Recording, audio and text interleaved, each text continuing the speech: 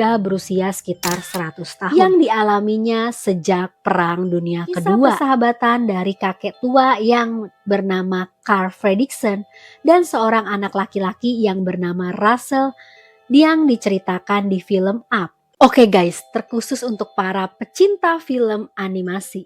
Pasti bagi kalian nih yang suka sama film animasi, gak akan asing sama yang namanya film Up. Di mana film itu menceritakan mengenai seorang kakek tua yang bernama Carl Fredricksen yang kekeh banget nih gak mau ngejual rumahnya untuk tidak digusur. Karena menurutnya banyak sekali kenangan-kenangan indah yang terjadi di rumah tersebut sehingga dia tidak bisa melupakannya. Makanya nih dia tetap memilih untuk tidak menjual rumah tersebut supaya tidak digusur. Walaupun nih rumah itu sudah terhimpit oleh bangunan-bangunan beton yang menjulang tinggi di 3 sisi rumahnya. Dan ternyata film Up ini terinspirasi dari sebuah kisah nyata yang dialami oleh seorang nenek tua yang sudah berusia sekitar 87 tahun. Dirinya tinggal di daerah Seattle, Amerika Serikat.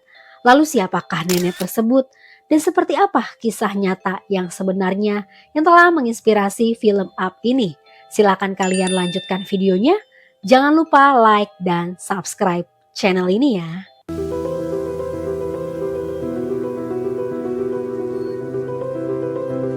Hai, I'm Vega. Terima kasih sudah klik video ini. Bagi kalian yang belum subscribe, silakan subscribe ya.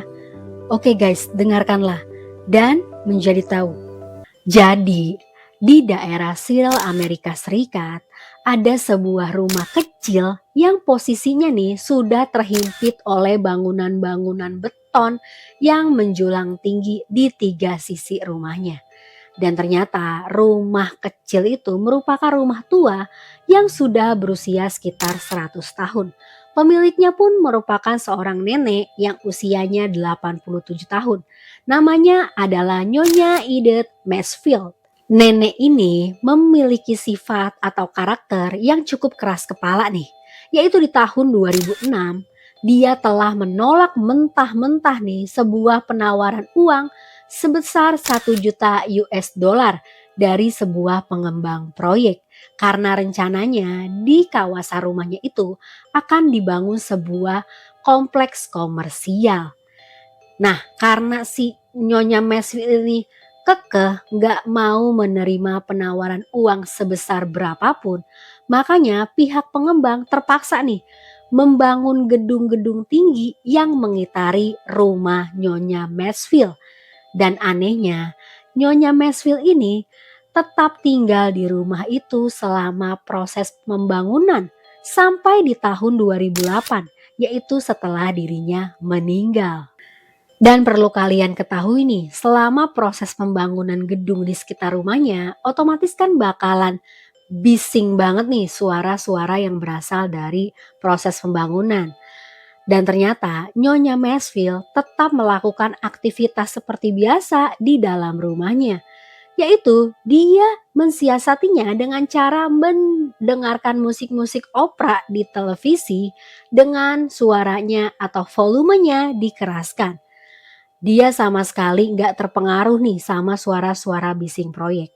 Karena ternyata dia sudah terbiasa dengan suara bising yang dialaminya sejak Perang Dunia Kedua. Jadi menurutnya suara bising dari proyek tidak mengganggunya sama sekali. Faktanya nih, si nenek tua yang bernama Edith Mansfield ini malah bersahabat dengan seorang pria yang bernama Barry Martin. Di mana pria itu adalah seorang senior pengawas proyek pembangunan itu. Dia, si Barry ini mengunjungi rumah Nyonya Mansfield selama kurang lebih 2 tahun. Dia ini ngelihat Nyonya Mansfield ini kasihan karena sudah tua dan kesehatannya sangat menurun. Jadi si Barry menemani, bersahabat dengan Nyonya Mansfield, memberinya makan, merawatnya, membersihkan rumahnya, bahkan sampai nganterin Nyonya Mansfield ke dokter untuk periksa kesehatan. Dia pun gak sampai di situ aja, mendengarkan setiap curhatan dan celoteh-celoteh Nyonya Mansfield tentang pengalamannya menjadi seorang mata-mata di Perang Dunia Kedua. Nyonya Mansfield pun menceritakan bahwa dia pernah bergaul nih dengan tokoh yang sangat terkenal, yaitu Charlie Chaplin.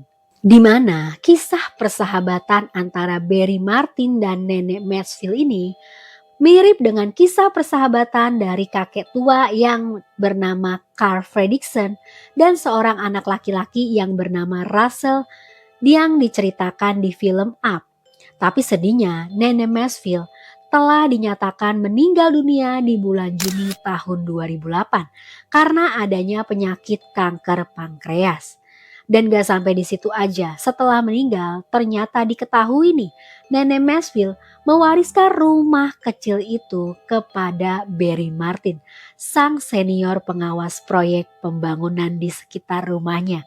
Dan kemudian Barry ternyata menjual rumah ini kepada seseorang yang bernama Greg Pineo. Dan selanjutnya rumah itu pun diubah atau direnovasi menjadi sebuah kantor untuk perusahaan real estate. Endingnya nih, di bulan Oktober tahun 2012, rumah itu pun disulap atau direnovasi menjadi sebuah base camp untuk sebuah komunitas. Jadi seperti itu ya guys, kisah nyata dari serial film Up yang sangat menginspirasi. Bagaimana menurut kalian? Silakan komen, like, dan subscribe channel ini ya. Terima kasih sudah menonton. Bye-bye.